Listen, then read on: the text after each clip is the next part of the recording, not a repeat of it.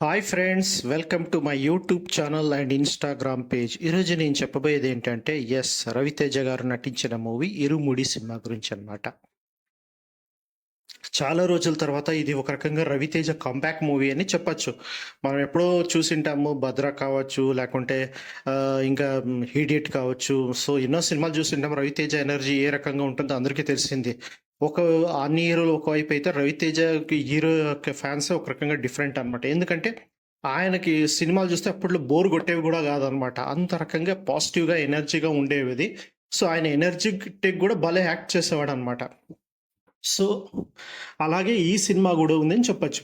అది కాక ఇక్కడ స్పెషల్ పాయింట్ ఏమిటంటే, ఇక్కడ అయ్యప్ప స్వామి మాల గురించి గూడా ఈ సినిమాలో చూపించినారు.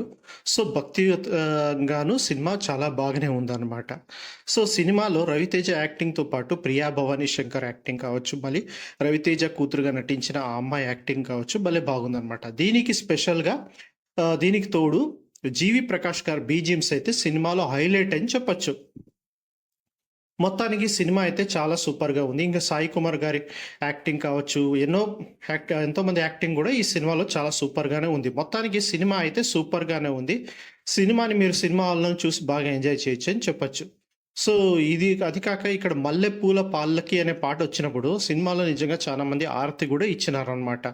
సో, ఎస్పెషల్లీ చెప్పాలంటే అయ్యప్ప స్వామి మాల వేయడము, పూజ చేయించడము ఇవన్నీ సినిమాలో భలే చూపించినారనమాట. నిజంగా సినిమా చాలా సూపర్‌గానే ఉంది.